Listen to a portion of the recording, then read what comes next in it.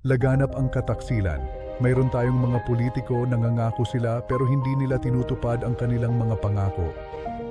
Mayroon ding mga mag-asawa nangangako sila sa isa't isa hanggang kamatayan ngunit hindi nila tinutupad ang kanilang pangako. Mga Ginoo at ginang, ang kataksilan na ang naging normal sa panahon ngayon. Ngunit may mabuting balita ako para sa inyo. Ang Diyos ay tapat.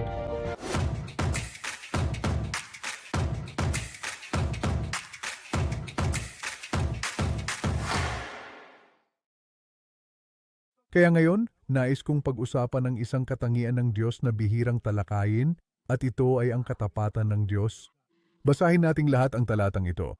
Yan nais kong matutunan ninyo ang isang bagay tungkol sa Diyos. Alamin ninyo na ang Panginoon ninyong Diyos, Siya ang Diyos. Basahin nating lahat. Ang tapat na Diyos na tumutupad sa kanyang tipan. Hindi ko alam kung pinahahalagahan ninyo ang katapatan. Sa panahon ngayon, ang itinuturing na normal ay ang gawaing pagtataksil. Talagang laganap na ang kataksilan sa paligid. Mayroon tayong mga politiko, nangangako sila, ngunit hindi nila tinutupad ang kanilang mga pangako. Mayroon ding mga mag-asawa, nangangako sila sa isa't isa, hanggang kamatayan, ngunit hindi nila tinutupad ang kanilang pangako. May mga negosyante, nagkakamayan sila, pumipirma ng kontrata, ngunit ang totoo ay naghahanap sila ng paraan para makaiwas sa mga kontratang iyon. Mga Ginoo at ginang, ang kataksilan ang karaniwan ngayon. Ngunit may mabuting balita ako para sa inyo. Ang Diyos ay tapat. Kaya kapag sinabi nating tapat ang Diyos, ano ang ibig sabihin nito at paano ito dapat makaapekto sa iyong buhay? Lahat tayo, basahin natin ang kahulugan ng biblikal na katapatan ng Diyos. Ito ay lahat, ito ay ang kanyang hindi nagbabago, walang hanggang, pagiging mapagkakatiwalaan sa pagtupad ng kanyang mga pangako. Tinutupad ng Diyos ang kanyang salita. Tinutupad niya ang kanyang mga babala. Tinutupad niya ang kanyang mga pangako. Dahil siya ay tapat. Palagi siyang kumikilos ng ayon sa kanyang salita, kanyang mga pangako at kanyang karakter. Siya ay lubos na mapagkakatiwalaan, hindi kailanman pumapalya o nakakalimot. Palagi niyang tinutupad ang kanyang mga pangako. May mga kaibigan ako na talagang tapat, pero hindi nila kayang maging tapat palagi. Hayaan ninyong ipaliwanag ko kung bakit. Hindi dahil ayaw nila, kundi dahil hindi nila kaya. Napakadiin ng Biblia tungkol dito sa 2 Timoteo, basahin natin ito ng sabay-sabay. Kung tayo ay walang pananampalataya, siya ay nananatiling tapat. Hindi niya maikakaila ang kanyang sarili. Ito ang pundasyon ng iyong pananampalataya at ng aking pananampalataya. Ang Diyos ay tapat. Maari mo siyang pagkatiwalaan ng lubusan. Kapag siya ay nangako, angkinin mo ito. Ngunit ang tanging problema ay ito. Kilala mo nga ba siya? Alam mo ba ang kanyang mga dakilang pangako? Ang katangian ng katapatan ay napakahalaga at nakaugat sa mismong likas ng ating Diyos. Kailangang maging tapat ang Diyos dahil kung hindi siya tapat, hindi siya perpekto. Hindi siya mabuti. Anong klaseng Diyos, anong klaseng mabuting tao ang isang tao kung hindi niya tinutupad ang kanyang salita? Kaya ang hindi pagiging tapat ay hindi bahagi ng mga katangian ng Diyos. Ang kawalang katapatan ay salungat sa mismong likas ng Diyos. Kaya ngayon, titingnan natin ang pananampalataya ni Abraham. Bakit? Alamin natin ang pananampalataya ni Abraham. Basahin natin ito ng sabay. Lahat tumingin kayo kay Abraham, ang inyong ama. Si Abraham ay hindi lang ama ng mga Hudyo, siya rin ang ama ng lahat ng Kristiyano. Tinatawag siyang ama ng pananampalataya. Kaya tayong lahat, sa teknikal na paraan, ay mga inapo ni Abraham dahil sa pananampalataya. Ipapakita ko sa inyo maya-maya lang. Tingnan natin kung ano ang sinasabi ng Diyos tungkol kay Abraham. Pansinin ninyo, gusto kong matutunan ninyo ang tungkol kay Abraham. Dahil noong siya ay nag-iisa pa lang, sinabi ng Diyos, tinawag ko siya. Pagkatapos, pinagpala ko siya at pinarami ko siya. Nag-iisa lang si Abraham nang tawagin siya ng Diyos. At mula kay Abraham, gumawa ang Diyos ng mga bansa mula sa kanya. At pagkatapos ni Abraham, tinawag ng Diyos tayong lahat. Tayo ang mga espiritual na inapo ni Abraham. Dahil ito ang naging plano ng Diyos na paramihin ang kanyang bayan, Nais kang gamitin at paramihin ng Diyos para makaimpluwensya sa iba gamit ang pananampalataya. Ano ang ibig kong sabihin? Isa pang talata? Sabay-sabay nating basahin ang talatang ito.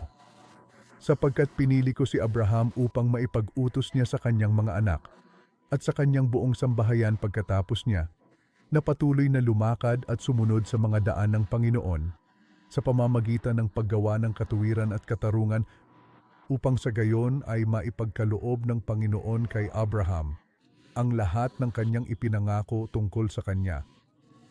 Tunay ngang napakahalaga ng mga salitang ito para sa ating lahat.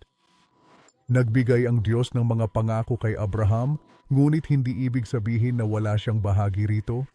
At iyan ang dahilan kung bakit mahalaga ang mensaheng ito. Alamin ninyo ang tunay na pananampalatayang nagliligtas. Basahin natin ito ng sabay-sabay. Ang pananampalatayang nagliligtas na naipapasa. Pananampalatayang nagliligtas. Kailangang maipasa ito. Kailangan mong ipasa ang pananampalatayang nagliligtas. Hindi ito dapat manatili lang sa iyo. Anong klaseng pananampalataya ang meron ka? Ito ba ay pananampalatayang pangkultura? Ang pananampalatayang pangkultura ay dahil lahat ay naniniwala sa parehong bagay. At sinasabi mo, oo, Kristiyano ako. Iyan ang tinatawag na pananampalatayang pangkultura. Ito ay pananampalatayang panrelihiyon dahil lahat ay may parehong paniniwala. Hindi iyon ang pananampalatayang tinutukoy ko. Hindi ito pananampalatayang nominal. Ang nominal na pananampalataya ay pangalan lang mababaw. Hindi iyan ang ibig kong sabihin. Ang tinutukoy ko'y pananampalatayang nagliligtas, tunay na pananampalatayang babago sa buhay mo. Kaya ngayon ay mauunawaan mo, hindi ako tumutukoy sa pananampalatayang panrelihiyon. Ang tinutukoy ko ay personal na pananampalataya na makakaapekto sa iyong buhay. Sa mga tao sa paligid mo at sa iyong kawalang hanggan. Ano ang pananampalatayang nagliligtas? Handa ka na bang matuto? Gusto kong maunawaan mo na ang pananampalatayang nagliligtas, gusto kong bigyang diin ang 4 na katangian nito. Una, ito ay pananampalatayang nakasentro sa Diyos. Ano ang ibig sabihin ng pananampalatayang nakasentro sa Diyos? Laging may pinanghahawakan ng pananampalataya, hayaan mong patunayan ko sa iyo. Gumagawa ka ng mga desisyong may pananampalataya kahit ngayon sa pagpunta mo rito. Ilan sa inyo ang sumakay ng kotse papunta rito? Itaas ang kamay. Sumakay ka ng kotse, sumakay ka ng pampublikong transportasyon. Itaas ang kamay. Ano man ang sinakyan mo, ikaw ay nagpapakita ng pananampalataya. Kung sumakay ka ng Grab, taxi o pampublikong sasakyan, hindi mo naman kilala ang driver. Pero ikaw ay nagpapakita ng pananampalataya. Laging may pinanghahawakan ang pananampalataya. Hindi ka maaaring manampalataya lang sa pananampalataya. Ang sikreto ng pananampalataya ay hindi nasa sarili mo, nasa pinanghahawakan ng iyong pananampalataya. Kung ang pinanghahawakan ng iyong pananampalataya ay mapagkakatiwalaan, sapat na ang maliit na pananampalataya.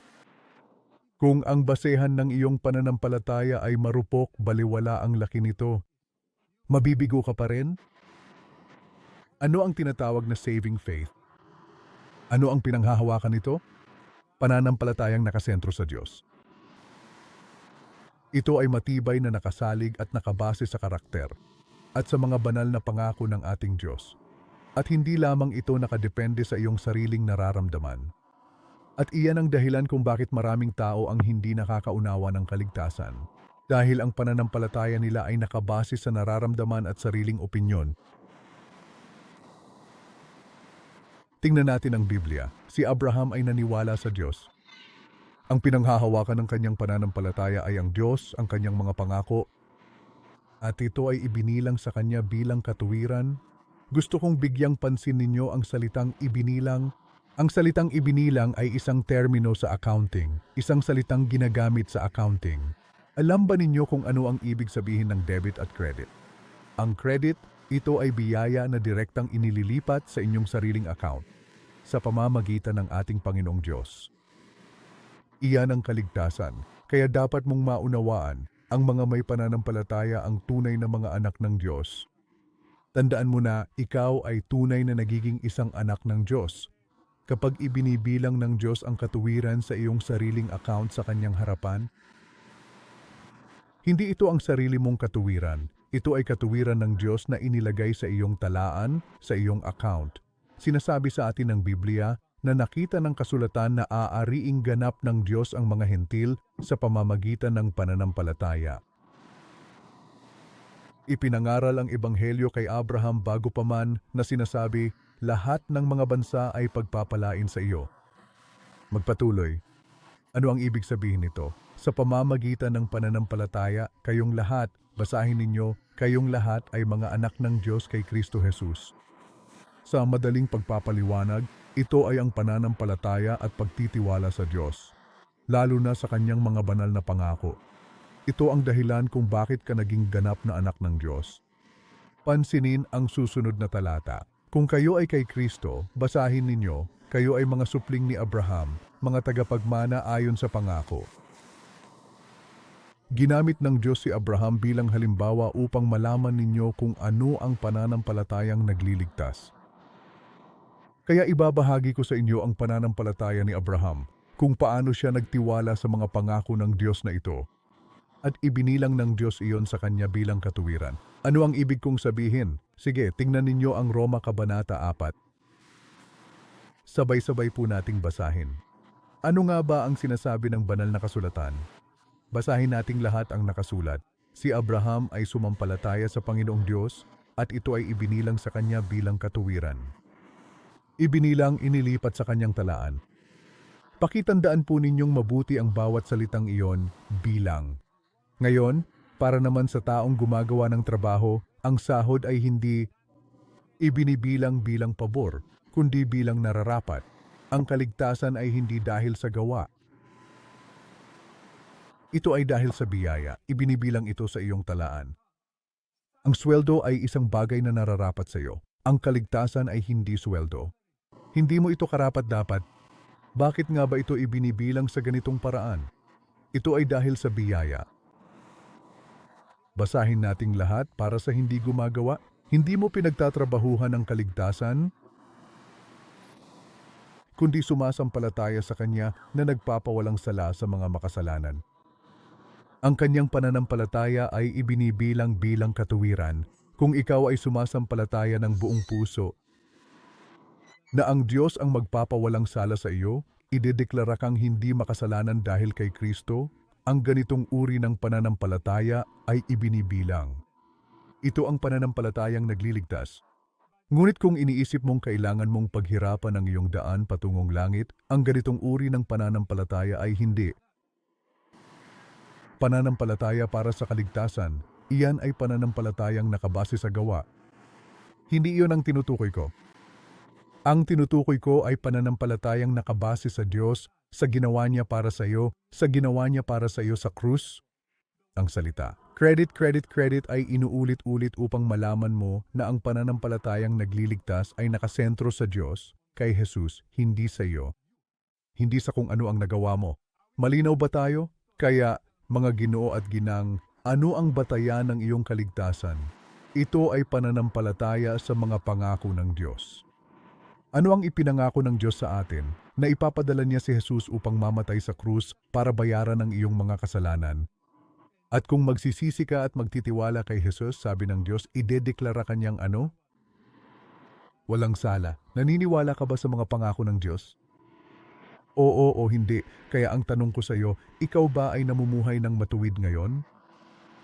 Oo o hindi? Bakit ka matuwid ka?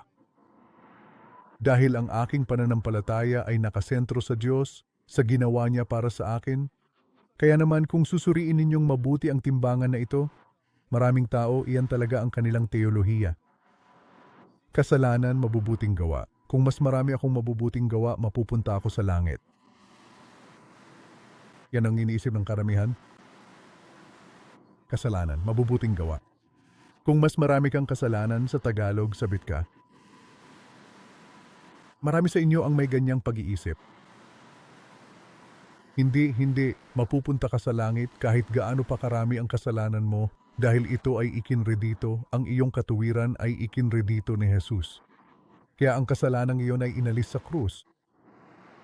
Ikinredito ni Jesus. Kaya mapupunta ka ba sa langit? Oo o hindi, hindi ko yan sinabi. Ang Diyos ang nangako niyan. Kaya malinaw ba ang Biblia? Basahin natin. Ang pananampalataya ay nagmumula sa pakikinig at ang pakikinig ay sa salita ni Kristo.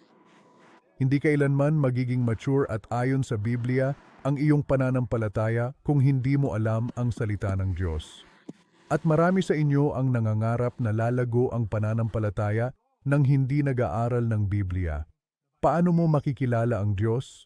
Paano mo malalaman ang kanyang pangako kung hindi mo naman pinag-aaralan ang kanyang salita? Pangalawa, ang pananampalatayang nagliligtas ay masunuring pananampalataya. Sabihin mo nga, masunuring pananampalataya. Kaibigan, kung gusto mong maipasa ang pananampalatayang nagliligtas, sabihin mo sa katabi mo, ipasa mo ang pananampalatayang nagliligtas. Pero para maipasa mo ang pananampalatayang nagliligtas, siguraduhin mo munang ang pananampalataya mo ay ganoon din. Ang tunay at nagliligtas na pananampalataya ay nakatuon sa Diyos at base sa kanyang pangako, hindi sa iyong nararamdaman. Pangalawa, ito ay masunuring pananampalataya. Ano ang ibig kong sabihin sa masunuring pananampalataya? Heto, ipapakita ko sa inyo. Sabi ng Panginoon kay Abraham, iwan mo ang iyong bayan, kamag-anak at tahanan ng iyong ama at pumunta sa lupaing ituturo ko sa iyo. Pansinin ninyo, ang Diyos ang nagpasimula. Siya ang nagpasimula ng espiritual na paglalakbay ni Abraham. Ang Diyos ang unang kumilos. Ang Diyos ang nagsalita kay Abraham. Sinabi ng Diyos kay Abraham, umalis ka. Iwanan mo ang iyong bayan sa lupaing ipapakita ko sa iyo. Iwanan mo ang iyong pamilya at pagkatapos nangako ang Diyos. Gagawin kitang isang dakilang bansa. Pagpapalain kita. Gagawin kong dakila ang iyong pangalan. Ikaw ay magiging pagpapala. Ang Diyos ay nagbigay ng mga pangakong walang kondisyon kay Abraham. Pagpapalain kita. Ikaw ay magiging isang dakilang bansa. Tandaan, wala pang anak si Abraham nung kinausap siya ng Diyos. 75 taong gulang siya noon. Sabi sa Biblia, nangako ang Diyos sa kanya, pagpapalain ko ang magpapala sa iyo at susumpa sa iyo, susumpain ko rin sa iyo, pagpapalain ang lahat ng pamilya sa lupa. Ito ang pangako ng Diyos kay Abraham. Isang kondisyon, umalis ka. Iwanan mo ang iyong pamilya. Nakatira noon si Abraham sa Iraq, sa Mesopotamia. Kailangan niyang maglakbay ng halos 1,000 kilometro papunta sa lupaing ipinangako sa kanya ng Diyos. At sinasabi ng Biblia, umalis si Abraham ayon sa sinabi sa kanya ng Panginoon. Si Abraham ay 75 taong gulang. Bakit sumunod si Abraham? Sinasabi ng Biblia na ang pananampalataya ay nagdadala ng pagsunod. Basahin natin ng sabay-sabay. Sa pananampalataya, si Abraham, nang siya ay tinawag, sumunod siya sa pag-alis patungo sa isang lugar na tatanggapin niya bilang mana at siya ay umalis nang hindi niya alam kung saan siya pupunta. Kita mo, kapag sumusunod ka sa Diyos, hindi mo kailangang malaman kung ano ang huling destinasyon. Ang kailangan mo lang malaman ay, Panginoon, susunod ako sa iyo. Saan ka man pumunta, susunod ako. Iyan ang ginawa ni Abraham. Kaibigan, ang pananampalataya ay hindi nag-iisa. Ang pananampalataya ay may bunga. Ang tunay na nakapagliligtas na pananampalataya ay hindi kailanman nag-iisa. May ebidensya ito. Basahin ng lahat ang pananampalataya lamang. Sapagkat kung wala itong kalakip na mga gawa, ang pananampalatayang ito ay maituturing na patay. Kung walang ebidensya sa iyong buhay at sinasabi mong naniniwala ka kay Jesus pero walang pagbabago, natatakot akong patay ang iyong pananampalataya. Ano ang ibig kong sabihin sa patay na pananampalataya? Peke. Hindi totoo. Puro salita lang. Pangpakitang tao lang, ano ang ibig kong sabihin? Maring ba'y magsabi, ikaw ay may pananampalataya, ako ay may gawa. Ipakita mo sa akin ang iyong pananampalataya ng walang gawa, at ipapakita ko sa iyo ang aking pananampalataya sa pamamagitan ng aking mga gawa. Naniniwala kang iisa ang Diyos, mabuti iyan. Maging ang mga demonyo ay naniniwala at nanginginig. Mga Ginoo at ginang, huwag kayong magpalinlang kailanman. Yung pagsasabi na naniniwala ka pero wala namang sapat na ebidensya at wala ring anumang pagsisisi. Walang pagbabago. Iyan ay patay na pananampalataya. Napakalinaw ng Biblia. Ang kaligtasan ay biyaya sa pananampalataya. Amen? Hindi ito kinikita. Hindi mo ito kinikita. Ito ay isang regalo. Gayunpaman malinaw din ang Biblia. Ang tunay na pananampalataya ay hindi kailanman nag-iisa. Magkakaroon ng ebidensya, ang tinatawag nating pagbabago. Ito ang tunay na daloy ng buhay. Kung nananahan sa loob ko si Kristo, tiyak na makikita ang kanyang buhay. Hindi ko maisip na may taong lumapit kay Kristo ngunit patuloy pa ring namumuhay sa paghihimagsik at kasalanan. Hindi iyon posible. Noon, ako ay naging suwail laban sa Panginoon. Hindi ako lumalakad kasama si Jesus. Ako ay isang makasalanan. Alam kong ako ay isang makasalanan. Ngunit nang ibinigay ko ang aking buhay kay Jesus, dahan-dahan ngunit tiyak, binago niya ang aking buhay. Binago niya ang aking panlasa. Binago niya ang aking mga hangarin. May ginawa siya sa loob ko. Hindi ko maipaliwanag. Tinutukso pa rin ba ako? Oo, pero namumuhay pa ba ako sa kasalanan? Hindi. Ano ang nangyari? Ako ba ay perpekto? Hindi. Pero nagbago na ang aking pamumuhay. Ang ebidensya ng tunay na pananampalataya, nakatuon sa Diyos. Ano ang pangalawa? Nakalimutan mo na ba pagsunod? Dahil ayon kay Jesus, siya mismo ang nagsabi, basahin nating lahat. Bakit ninyo ako tinatawag na Panginoon, Panginoon, ngunit hindi ninyo ginagawa ang sinasabi ko? Kaya mahirap para sa akin na isipin ang mga CCFers na nagsasabing sila ay anak ng Diyos, pero hindi ko nakikita ang ebidensya. Alam ninyo, hindi trabaho ko na pasayahin kayo. Gusto kong malaman ninyo ang katotohanan. Kung ibig sabihin nito ay mabulabog ko kayo ngayon, ayos lang. Gusto ko sanang mapasaya kayo, pero hindi iyon ang trabaho ko. Trabaho kong ituro ang katotohanan. Kaya ayon kay Jesus, pakibasa. Kausap kanya ngayon, basahin nating lahat. Bakit ninyo ako tinatawag na Panginoon ninyo, ngunit hindi ninyo ginagawa ang sinasabi ko? Hindi ako iyon, ha? Si Jesus ang nakikipag-usap sa inyo. Kaya mga Ginoo at ginang, mayroon ba kayong tunay na pananampalataya o wala? Anong uri ng pananampalataya ito? Panrelihiyon o nagliligtas? Mayroon akong kaibigan at pinayagan niya akong ibahagi ang kanyang kwento. Pagkatapos niyang lumapit kay Kristo, kinumbinsi siya ng Panginoon. Kailangan niyang magbayad ng buwis. Kaya sinabi niya sa kanyang pamilya, magsisimula na tayong magbayad ng buwis. Sinabi ng kanyang ama sa kanya, malulugi tayo. Kasi lahat ng kakumpetensya ay di nagbabayad ng buwis. Kaya kung tayo lang ang nagbabayad ng buwis, malulugi tayo. Pero alam mo ba, ang pananampalataya ay nangangahulugan ng pagsunod. Ang pananampalataya mo ay di base sa iyong pagkita, kundi sa tapat na Diyos. Nagsimula siyang magbayad ng buwis. Ngayon, ang kanyang korporasyon ay kabilang sa mga nangunguna. 10 pinakamalalaking korporasyon na nagbabayad ng buwis sa Pilipinas. Purihin ang Diyos, nakakatanggap siya ng parangal taon-taon. Ang kaibigan ko, inakala ng ama nila na malulugi sila. Hindi naisip ng ama na lalaki ng ganito ang kanilang kumpanya at magiging isa sa mga pinakamalalaking nagbabayad ng buwis sa bansa. Tunay na tapat ang Diyos. At ang iyong pananampalataya ay nakaangkla sa kanyang katapatan. Amen. At ang pangatlo naman, ano ang saving faith? Gusto mo bang malaman kung ano ang pangatlo? Ito ay tinatawag na progresibong pananampalataya. Ano ang progresibong pananampalataya? Ang progresibong pananampalataya ay nangangahulugang ito ay lumalago. Hindi ibig sabihin na kapag lumapit ka kay Kristo, ikaw ay magiging perpekto na. Siyempre hindi. Matitisod ka. Mabibigo ka. Ngunit babangon ka muli at muli dahil ang iyong pananampalataya ay totoo. Amen? Ang tunay na pananampalataya ay kapag nadapa ka, ano ang gagawin mo?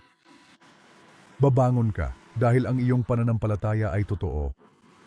Ang patay na pananampalataya kapag nadapa ka, hasta la vista. Tapos na. Hindi.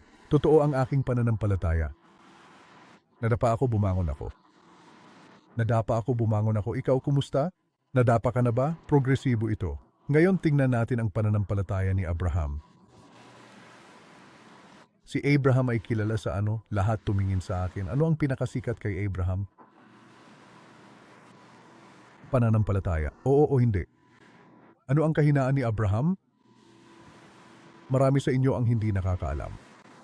Kilalang kilala si Abraham sa kanyang matibay na pananampalataya sa Diyos, pero mayroon din siyang kahinaan sa isang bahagi ng kanyang buhay. Kaya mo kayang hulaan kung ano ito? Sa Tagalog, duwag. Si Abraham ay isang duwag.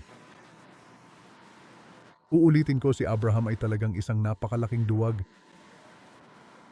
Hinayaan niyang maapektuhan ng kanyang takot ang kanyang mga desisyon dahil ang kanyang pananampalataya ay unti-unting lumalago pa lamang. Alam ninyo, ang susi sa pagdaig sa takot ay pananampalataya. Kapag pumasok ang takot, umaalis ang pananampalataya. Kailangan pang lumago ni Abraham sa pananampalataya upang mapagtagumpayan niya ang kanyang takot. Pero hinayaan niyang talunin ng takot ang kanyang pananampalataya. Dahil ang pananampalataya ay lumalago, umuusad ito. Ano ang aking patunay? Sige. Ipapakita ko sa inyo ang ginawa ni Abraham. Alam mo, si Abraham nung pumunta siya sa Ehipto, sinabi niya sa kanyang asawa, "Ginang, napakaganda mo. Kapag may nagtanong sa'yo, sabihin mong kapatid mo ako. Huwag mong sabihin na asawa mo ako." Bakit kaya ginawa yon ni Abraham? Tingnan mo ang kanyang luhika. Sige, nangyari ito, sinabi niya kay Sarah na kanyang asawa, "Tingnan mo, napakaganda mong babae." Kapag nakita ka ng mga Ehipsyo, sasabihin nila, asawa niya ito at papatayin nila ako. Pero pababayaan ka nilang mabuhay. Pakiusap, sabihin mong kapatid kita para maging maayos ang lahat para sa akin dahil sayo at para mabuhay ako dahil sayo. Tingnan mo ang luhika ni Abraham. Handa niyang isakripisyo ang kanyang asawa para lang mailigtas ang sarili niya. Alam mo ba nang makita ni Paraon ang asawa ni Abraham, alam mo ba kung ano ang ginawa ni Paraon? Sinabi ni Paraon, "Dalhin siya sa aking palasyo." At kinuha ni Paraon ang asawa ni Abraham. Pero makikita ninyo, bago pa man magawa ni Paraon ang anumang bagay sa asawa ni Abraham, nakialam na ang Diyos. Lubos na niyanig ng Diyos ang buong makapangyarihang imperyo ng Ehipto. Alam mo ba yon? Basahin natin ng sabay-sabay, mabilis. Handa na, simulan. Tinawag ng Panginoon si Paraon, si Abraham. Ano ang natuklasan ni Abraham? Diyos. Nakialam ang Diyos kahit na hindi naging tapat si Abraham. Kailangan pang lumago ang pananampalataya ni Abraham. Ngayon, sa tingin mo ba natutunan na ni Abraham ang kanyang leksyon? Hindi, makalipas ang ilang taon, napunta siya sa isa pang lugar na tinatawag na Gerar. At nakita ng hari ang kanyang asawa, sabi ng hari, "Wow, ang ganda ng babaeng yon." Sino siya? Kapatid. Ginawa ulit ni Abraham ang parehong bagay.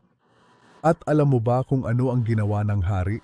Kinuha ng hari ang kanyang asawa. At alam mo ba kung ano ang nangyari? Nakakamangha kung paano nakialam ang Diyos. Nagpakita ang Diyos kay Abimelech sa isang panaginip sa gabi at sinabi sa kanya, "Tingnan mo, ikaw ay mamamatay." Ito ay dahil sa mismong babaeng iyong kinuha, dahil ang totoo ay mayroon na siyang sariling asawa. Wow! Alam mo ba, talagang natakot ng husto ang hari? At nagsimulang makipag-usap ang hari sa Diyos. Sabi ng hari, "Diyos, hindi ba't sinabi niya na siya ay aking kapatid? At hindi ba't sinabi rin niya, siya ay aking kapatid na lalaki?" Sa katapatan ng aking puso, ang hari ay nakikipag-usap na ngayon sa Diyos. "Panginoon, naging tapat talaga ako. Akala ko talaga kapatid na babae. Kapatid na lalaki, at alam mo ba kung ano ang sumunod? Tingnan mo ang nangyari. Sinabi ng Diyos sa kanya sa panaginip, basahin ng lahat. Sa panaginip, Ano ang sinabi ng Diyos? "Alam ko na sa katapatan ng iyong puso mo ito ginawa. Pinigilan din kita na magkasala laban sa akin." Kaya naman, hindi talaga kita pinayagang hawakan siya kahit kailan. Ano ang natutunan ni Abraham? May natutunan si Abraham, pero bago ko sabihin ang kanyang aral, ginamit ng Diyos ang isang paganong hari para pagsabihan si Abraham. Sinabi ng Diyos sa paganong hari, ibalik mo ang asawa ng lalaki, siya ay isang propeta. Ipagdarasal ka niya at ikaw ay mabubuhay. Subalit sa pagkakataong ito, basahin nating lahat ang mga salitang ito ngayon. Kung hindi mo siya ibabalik sa kanya, pakatandaan mong siguradong mawawalan ka ng buhay, ikaw at ang lahat ng iyong mga pag-aari. Ito ang dakilang kapangyarihan at ganap na soberanya ng Diyos na makialam sa lahat ng mga gawain ng tao. At alam mo ba kung ano ang ginawa ni Abimelech sa mga sandaling ito? Binigyan niya ng leksyon si Abraham. Tinawag ni Abimelech si Abraham. Basahin nating lahat. Tingnan ninyo ang leksyon. Ano ang ginawa mo sa amin at paano ako nagkasala laban sa iyo na dinala mo sa akin at sa aking kaharian ang isang malaking kasalanan? Ginawa mo sa akin ang mga bagay na hindi dapat gawin. Binigyan niya ng leksyon si Abraham. Sa wikang Tagalog, ano ba ang iyong ginagawa? Malay, malay. At maaari bang malaman mo ang sinabi ni Abraham? Sapagkat ang aking iniisip, tiyak na walang takot sa Diyos sa loob ng lugar na ito. At papatayin nila ako dahil sa aking asawa? Nakikita mo ba ang problema ni Abraham? Nilimitahan niya ang Diyos. Hindi niya maiugnay ang pangako ng Diyos na siya ay magkakaroon ng mga anak, ng lahi, sa proteksyon ng Diyos para sa kanyang buhay.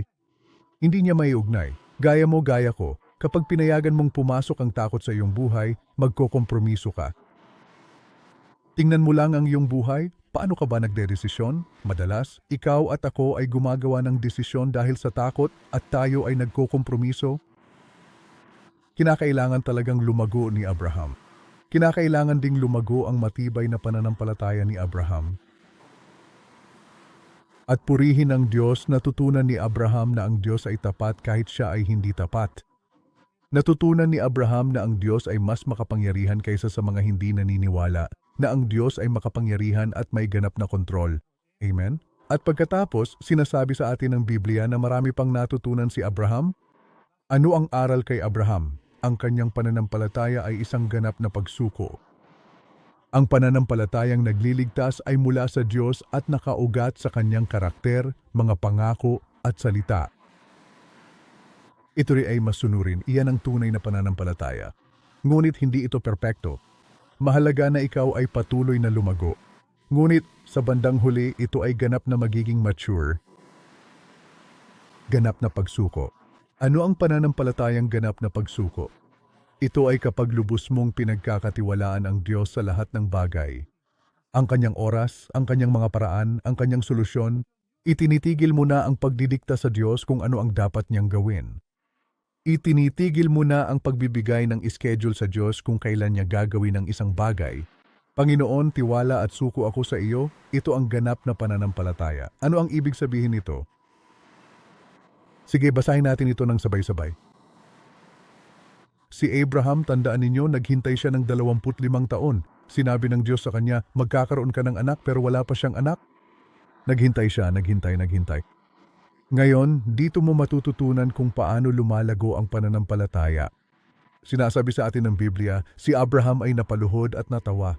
Magkakaanak pa ba ang isang lalaking 100 taong gulang? Tingnan ninyo, sa panahong ito, si Abraham ay 100 taong gulang na. At si Sarah na 70 taong gulang ay mag-aanak pa ba? Nauunawaan ba ninyo ang kalagayan ni Abraham? Matanda na. At ngayon, tingnan ninyo ang problema. Matanda na sina Abraham at Sarah at lampas na sa tamang edad. Si Sarah ay tumigil na sa pagkakaroon ng buwanang dalaw. Nauunawaan ba ninyo ang problema ni Sarah at ni Abraham? O hindi lang baog si Sarah. Ayon sa Biblia siya ay baog, kundi lampas na rin siya sa edad ng kanyang buwanang dalaw. Ano nga ba ang tawag doon sa Tagalog? Tuyo na. Awanin, wala na. Wala na talaga. Tila imposible na talagang magkaanak pa. Ganito ang naging sitwasyon at kalagayan ni Abraham. At pagkatapos ay tumawa si Sarah. Ngayon na ako'y luma na at matanda na ang aking asawa, magkakaroon pa ba ako ng kaligayahang sekswal? Kita nyo napaka-realista, napaka-deskriptibo ng Biblia. At pagkatapos, sinabi ng Panginoon kay Abraham, bakit tumawa si Sarah? Talaga bang magkakaanak pa ako? Bet ko verse 14. Basahin nating lahat ang talata 14. Mayroon bang anumang bagay na mahirap para sa Panginoon? Alam nyo ba ang salitang mahirap?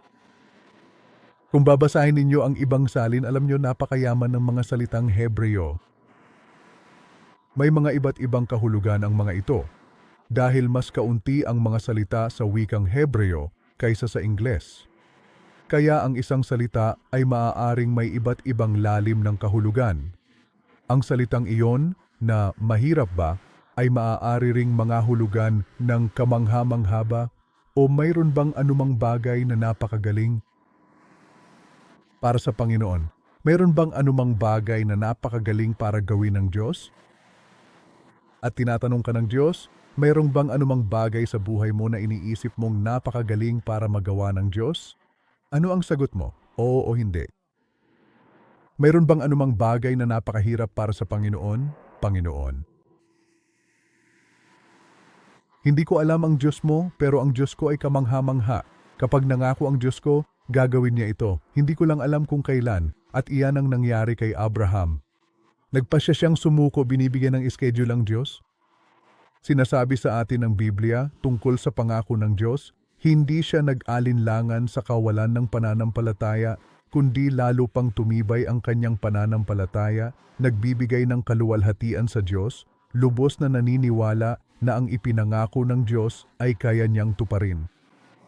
Kaya naman ibinilang ito sa kanya bilang katuwiran. Kita mo, kailangang lumago ang iyong pananampalataya. Lumago ang pananampalataya ni Abraham. Nakita niya kung paano namagitan ng Diyos. Nakita niya ang proteksyon ng Diyos sa kanila ng kanyang asawa. Sa paglipas ng panahon, napagtanto niyang totoo ang Diyos. Alam mo ba kung ano ang sinasabi ng Biblia tungkol sa tamang panahon ng Diyos? Inalala ng Panginoon si Sarah gaya ng sinabi niya. Ginawa ng Panginoon para kay Sarah. Basahin nating lahat. Ito ay ginawa para kay Sarah ayon sa tapat na pangako ng ating Panginoon. Sinasabi ng Biblia na binigyan ng Diyos si Sarah ng isang sanggol. Ano ang pangalan ng sanggol? Isaac. Ilang taon na si Sarah? 90. Kaya para sa inyo na mga single pa, may pag-asa pa. Sige, ngayon iisipin mo na tapos na ang pagiging mature ni Abraham, ang pananampalataya ay kailangang patuloy na lumago. Isinusukong pananampalataya. Genesis 22, makalipas ang ilang panahon, sinubok ng Diyos si Abraham. Alam ko na ikaw at ako ay hindi mahilig sa mga pagsubok, pero ang tunay na pananampalataya ay laging sinusubok. Tandaan ninyo, uulitin ko, ang tunay na pananampalataya ay palaging dumadaan sa matinding pagsubok. Ang pananampalatayang hindi kailanman sumailalim sa pagsubok ay lubhang mapanganib. Susubukin ang pananampalataya. Sinasabi ng Biblia ang dahilan kung bakit ito sinusubok. Pwede ko bang sabihin kung bakit? Para malaman mo kung totoo ka o hindi. Alam mo, napakadelikado na mabuhay sa pag-aakalang totoo ang iyong pananampalataya, pero hindi pala ito totoo. Akala mo'y ligtas ka, ngunit wala naman talaga. Susubukin ang iyong pananampalataya. Ano ang tunay na pananampalataya? Una, nakasentro sa Diyos. Pangalawa, pagsunod. Pangatlo, ito ay progresibong hakbang. Kailangan dapat itong lumago. At pang-apat naman, pagsuko. Narating mo na ba ang puntong ang iyong pananampalataya ay isang pananampalatayang nakasuko? Sige, balikan natin. Kaya sinubok ng Diyos si Abraham. Sinabi ng Diyos, kunin mo ang iyong anak si Isaac. Ang ibig sabihin ng salitang Isaac ay tawa dahil tumawa ang kanyang asawa. Tanging ikaw lamang, ang iyong minamahal. Kaibigan, ang unang beses na ginamit ang salitang pag-ibig sa buong Biblia ay sa Genesis 22, talata 2. Ito ay ang pag-ibig ng isang ama sa anak. Sinabi ng Diyos kay Abraham, kunin mo ngayon ang iyong anak, ang iyong kaisa-isang anak na iyong minamahal. Ang pag-ibig ng isang ama. Bakit? Dahil nais ng Diyos na maprotektahan si Abraham mula sa laganap na idolatriya, Ano ang idolatriya? Anumang mabuti ay maaaring maging Diyos-Diyosan. Ang iyong pamilya, ang iyong mga anak, ang iyong karera, nagiging mas mahalaga kaysa sa Diyos. Kaya sinabi ng Diyos kay Abraham, ibigay mo sa akin ang iyong anak na si Isaac. Tandaan mo ang dalawang salitang ito na iyong minamahal. Sa totoo lang, lahat tayo ay may mga Diyos-Diyosan. Hindi ko alam kung sino ang iyong Isaac, pero may mga Diyos-Diyosan ka. Naipagkaloob mo na ba ang iyong Diyos-Diyosan sa Diyos? Ikaw lang ang makakasagot niyan. Ang nais ng Diyos ay ang iyong puso.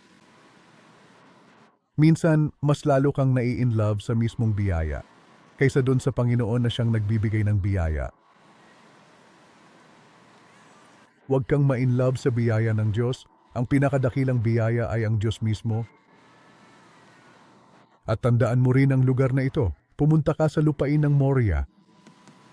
Kaya tandaan mo ang salitang Moriah. Ano ang ginawa ni Abraham? Ano ang gagawin mo kung ikaw si Abraham? Iisipin mo ba, Diyos, hinintay ko ang anak na ito ng 25 taon? Kinabukasan ng umaga, pansinin ninyo, maaga pa lang, inihanda ni Abraham ang kanyang asno, isinama ang kanyang mga lingkod, ang anak niyang si Isaac, at matapos putulin ang kahoy para sa handog na susunugin, nagtungo sila sa lugar na tinatawag na bundok ng Moriah. Kaya ano ang ginawa ni Abraham? Agarang pagsunod? Mga ginuwad ginang sa inyong lahat, pakitandaan ninyo ito. Ang agarang pagsunod ay ang tanging uri ng pagsunod na mayroon. Ang naantalang pagsunod ay pagsuway. Palagi kong sinasabi sa mga tao, kung hinihiling ng Diyos na magpatawad ka sa isang tao, huwag mong sabihing, hindi pa ako handang magpatawad. Ang naantalang pagsunod ay itinuturing na pagsuway. Walang ganon. Kapag nag-utos ang hari ng mga hari, sumunod ka. Sinabi ni Abraham sa kanyang mga lingkod, kami ay pupunta upang sumamba at pagkatapos ay babalik. Pansinin ninyo si Abraham dahil nag-mature na ang kanyang pananampalataya. Ako ay sasamba at babalik. Nagbigay siya ng pahayag. Ibabalik ko ang aking anak. Ngunit sinabi ng Diyos sa kanya na ihandog ang kanyang anak bilang isang handog na sinusunog. Ano ang ibig sabihin nito?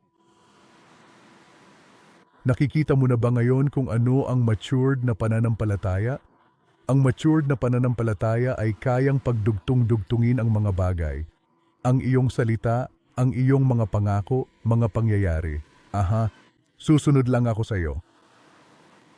Alam ko ang magiging resulta. Tutup din mo ang iyong mga pangako. Kaya gumawa siya ng pahayag ng pananampalataya. Sasamba kami, ngunit babalik kami. At pagkatapos, sinabi sa atin ng Biblia, sa pamamagitan ng pananampalataya, kaya niya inihandog. Sa pamamagitan ng pananampalataya, si Abraham nang subukin ay inihandog si Isaac. Alam mo ba kung bakit niya inihandog si Isaac? Narito ang teolohikal na dahilan. Siya na tumanggap ng mga pangako ay handang ihandog ang kanyang kaisa-isang anak. Ipinangako ng Diyos kay Abraham, magkakaroon ka ng mga lahi at ang iyong mga lahi ay magmumula kay Isaac. Kaya kung gusto mong patayin si Isaac, paano matutupad ang pangako? Pinagdugtong-dugtong ni Abraham ang mga piraso. Sa kanya sinabi, sa pamamagitan ni Isaac, tatawagin ang iyong mga lahi. Kailangang mabuhay si Isaac. Kailangang manatiling buhay si Isaac. Kaya tingnan mo ang susunod na talata. Naisip niya na kayang buhayin ng Diyos si Isaac kahit mula sa mga patay. Yun ang dahilan kung bakit nagawa niyang ihandog si Isaac. Mga ginoo at ginang, ang pananampalataya ay hindi bulag. Punong-puno ito ng lohika. Kaibigan, kapag may ipinapagawa sa iyo ang Diyos, kailangan mong lampasan ang iyong sariling karunungan. Magtiwala sa Diyos. Ayon sa Biblia, kinuha ni Abraham ang kahoy na panunog at ipinapasan sa anak niyang si Isaac. Ngayon pakinggan ninyo ako. Ilang taon na si Isaac? Sinasabi sa atin ni Jesus, si Isaac ay hindi na bata. Malamang ay nasa 25 hanggang 33 anyo si Isaac mas bata sa 37. Isa ng ganap na lalaki si Isaac. Ipinapasan niya ang kahoy sa balikat ni Isaac upang dalhin ito sa bundok. Nagkakaintindihan ba tayo? Kaya isipin ninyo ang pagmamahal ng isang ama. Naghintay ako ng 25 taon at ngayon tinulungan ko siyang maging isang ganap na lalaki. Ngayon na isa na siyang lalaki, gusto mo bang ihandog ko siya sa iyo? Gustong-gusto ko ang talatang ito. Kinuha niya sa kanyang kamay ang apoy at ang kutsilyo, kaya magkasama silang dalawa na naglakad. Napakagandang larawan. Magkasamang naglalakad ang ama at anak papunta sa bundok at pagkatapos si Isaac, kinausap niya ang kanyang ama. Ama, narito ang apoy at ang kahoy. Nasaan ang tupa para sa handog na susunugin? Itinanong niya sa kanyang ama. Sabi ng ama, anak, ang Diyos ang magbibigay ng tupa para sa handog na susunugin. Muling nagpakita ng pananampalataya si Abraham. Magbibigay ang Diyos, kaya nagpatuloy sila. Hayaan ninyong magtanong ako sa inyo. Kung ikaw si Isaac, ano ang gagawin mo? Anong gagawin? Tingnan ninyo kung ano ang ginawa ni Abraham kay Isaac. Nagtayo si Abraham ng isang dambana doon at inayos ng mabuti ang mga kahoy. Pagkatapos, tinalian niya ang kanyang anak na si Isaac at inilagay siya sa ibabaw ng mga kahoy sa dambana. Hayaan ninyong magtanong ako sa inyo. Kayang lumaban ni Isaac? Kaya niya. Kaya ba niyang tumakbo? Kaya niya, pero hindi niya ginawa. Bakit nga ba ito nangyari? Dahil ang matibay na pananampalataya ni Abraham ay buong pusong naipasa at naibahagi sa kanyang minamahal na anak. Tunay ngang naniniwala rin ang kanyang anak sa ating Panginoong Diyos nang may katapatan. Ang dakilang pananampalataya ni Abraham ay matagumpay na naipasa at nanahan sa puso ni Isaac. Sa ganitong paraan mo tunay na naipapasa ang iyong pananampalataya kapag ikaw ay lubos na nagpapasakop sa Kanya. Alam ni Isaac na totoo ang pananampalataya, na totoo ang Diyos. Kaya hindi siya nag-aalala. Wala siyang pakialam. Hindi niya ako papatayin, ayos lang. Dahil kasi mayroon akong isang mahalagang pangako na magkakaroon ako ng mga sariling anak. Kaya naman, aking kaibigan, 2,000 taon na ang nakalipas, ginamit ng Diyos si Abraham bilang larawan ng pag-aalay kay Isaac. At sinasabi ko sa atin ng Biblia, 2,000 taon na ang nakalipas, ano ang nangyari? Nang si Abraham ay dapat magsakripisyo kay Isaac, alam mo ba kung ano ang nangyari? Tumingin si Abraham at nakita niya ang isang lalaking tupa na naipit ang mga sungay sa dawagan. Lumapit si Abraham, kinuha ang tupa at inihandog ito kapalit ng kanyang anak. Kita mo na magitan ng Diyos sa huling sandali. Nang papatayin na ni Abraham ang kanyang anak, may tinig mula sa langit na nagsabing, Abraham, Abraham, huwag mong ituloy at huwag mong saktan ang iyong anak. Naiintindihan ko at alam ko ang iyong puso. Alam na alam ko. At pagkatapos, sinasabi ng Biblia na naglaan ng Diyos ng isang korderong panghandog kapalit ni Isaac. Pinangalanan ni Abraham ang lugar na iyon, basahin ng lahat, Jehovah Jireh. Ang Jehovah Jireh ay pangalan ng isang lugar. Ito ay nasa bundok Moria. Ito ang kasalukuyang Jerusalem. Ito rin ang lugar kung saan, makalipas ang 2,000 taon, inialay si Hesukristo sa parehong lugar. Moriah, kung saan inialay ni Abraham si Isaac. Pagkalipas ng 2,000 taon, inialay ng Diyos ang kanyang anak na si Jesus. Bundok Moriah, parehong lugar, maliban na lang wala nang ipinalit. Dahil si Jesus, ang siyang naging kapalit mo upang bayaran ang iyong kasalanan at ang aking kasalanan. Iyan, kaibigan, ang pananampalatayang nagliligtas. Na ganun na lamang ang pagmamahal ng Diyos sa atin, ibinigay niya ang kanyang anak upang mamatay para sa iyo, para sa akin. Ang tanong ko sa iyo ay ito. Ano ang iyong Isaac na pumipigil sa iyo? sa pamumuhay ng buhay na nais ng Diyos para sa iyo dahil may hinahawakan ka pa? Lahat kayo ay may Isaac, hindi ko alam kung ano iyon. Maaring ito ay ang iyong karera, maaring ito ay isang relasyon, maaring ito ay pera. Ano man ang mayroon ka ngayon, ano nga ba ang mas mahal mo kaysa sa Diyos? Tandaan mo, ang tanging nais ng Diyos ay ang iyong buong puso. Ngunit nais ka rin niyang protektahan. Madalas, may mga Diyos-Diyosan tayo. Paano malalaman kung may Diyos-Diyosan ka? Simple lang. Tingnan mo kung paano mo ginugugol ang iyong oras. Paano mo ginagastos ang iyong pera? Ano talaga ang nagpapasaya sa iyo? Ano talaga ang nagpapagalit sa iyo? Ano man ang mga bagay na iyon, iyon ang iyong Diyos-Diyosan. Ang bagay na nakakapagpagalit sa iyo ay ang iyong Diyos-Diyosan. Iyan ang iyong kayabangan. Kung mahal mo ang Diyos, walang magpapagalit sa iyo. Ano ang pinanghahawakan mo ngayon na maaaring hindi naman masama, pero iyon ang iyong Diyos-Diyosan, iyon ang iyong Isaac? Sabi ng Diyos, isuko mo. Handa ka bang isuko iyon? Anong klaseng pananampalataya ang meron ka? May Isaac ka ba sa buhay mo? Yumuko tayo at manalangin. Panginoong Jesus, isinusuko ko sa iyo ang aking Isaac. Alam mo kung ano yon. Alam mo ang aking mga Diyos-Diyosan.